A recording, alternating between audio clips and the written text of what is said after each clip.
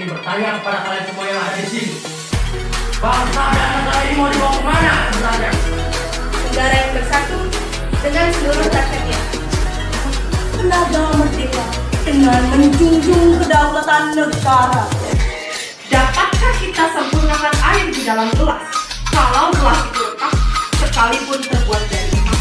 Negara Republik Indonesia telah memiliki sistem pemerintahan yang sah dan diakui oleh seluruh bangsa Indonesia.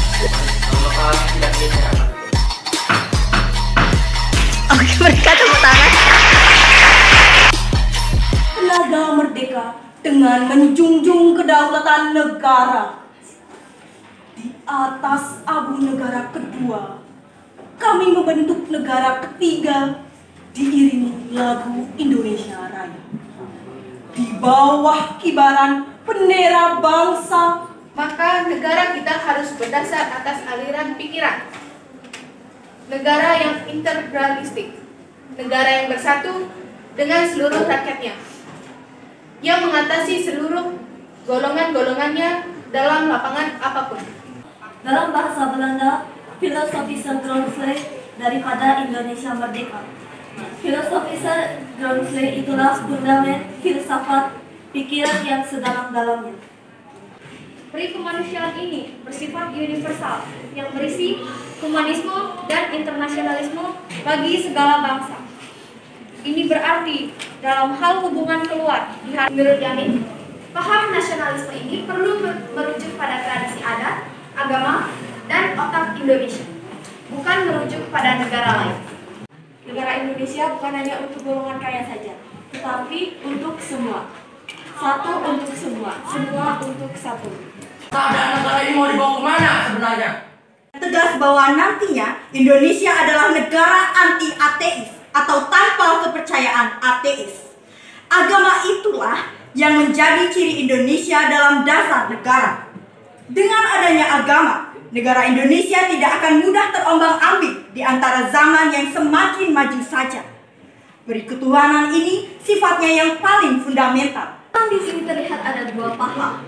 Ialah paham dari anggota-anggota ahli agama yang menganjurkan supaya Indonesia didirikan sebagai negara Islam, dan anjuran lain bagi telah dianjurkan oleh Tuhan Muhammad Hatta ialah negara persatuan Indonesia yang memisahkan urusan negara dan urusan agama.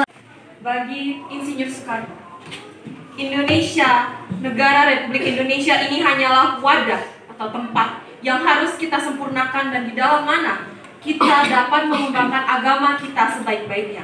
Yang mana kutipan perkataan beliau seperti ini. Dapatkah kita sempurnakan air di dalam gelas kalau gelas itu retak sekalipun terbuat dari emas? Bagi Bung Karno, kesetaraan dalam berkeyakinan dan atau beragama harus diberikan pada setiap warga negara. Para penyelenggara agama dan warga negara sama-sama berkewajiban mengamalkan ketuhanan yang berkebudayaan, ketuhanan yang berbudi pekerti luhur, ketuhanan yang menghormati satu sama lain. Ya, saya akan menyampaikan terlebih dahulu mengenai panitia 9. Panitia 9 dibentuk pada tanggal 1 Juni 1945 dengan 9 anggota di dalamnya, diantaranya Insinyur Soekarno sebagai ketua, RS Muhammad Hatta sebagai wakil ketua. Piagam Jakarta, bahwa sesungguhnya kemerdekaan itu ialah hak segala bangsa, dan oleh sebab itu maka penjajahan di atas dunia harus dihapuskan karena tidak sesuai dengan pri kemanusiaan dan pri keadilan. Ketuhanan dengan kewajiban menjalankan syariat Islam bagi pemeluk-pemeluknya menurut dasar kemanusiaan yang adil dan beradab, persatuan Indonesia, dan kerakyatan yang dipimpin oleh hikmat kebijaksanaan dalam permusyawaratan perwakilan, serta dengan mewujudkan suatu keadilan sosial bagi seluruh rakyat Indonesia. Dan pada akhirnya, demi persatuan dan kesatuan bangsa Indonesia, rumusan sila pertama yang berbunyi ketuhanan dengan menjalankan syariat Islam bagi pemeluk-pemeluknya diubah menjadi ketuhanan yang Maha Esa. Sehingga pembukaan Undang-Undang Dasar 1945 berbunyi sebagai berikut.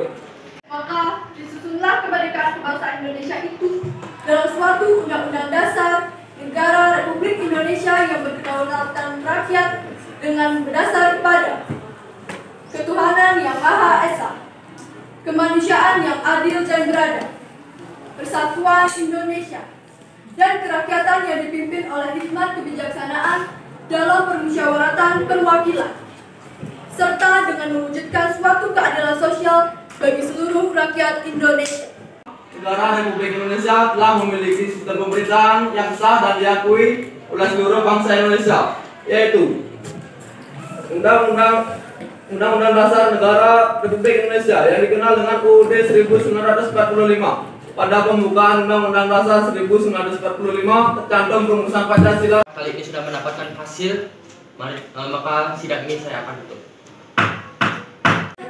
Saya dapat mengambil beberapa pesan atau kata-kata bermakna, yaitu pertama, selalu hargai perbedaan demi persatuan bangsa.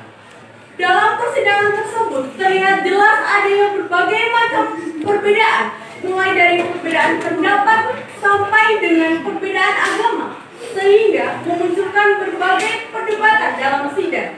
Tetapi sidang tersebut selalu menghasilkan keputusan yang akurat demi persatuan dan kepentingan bersama.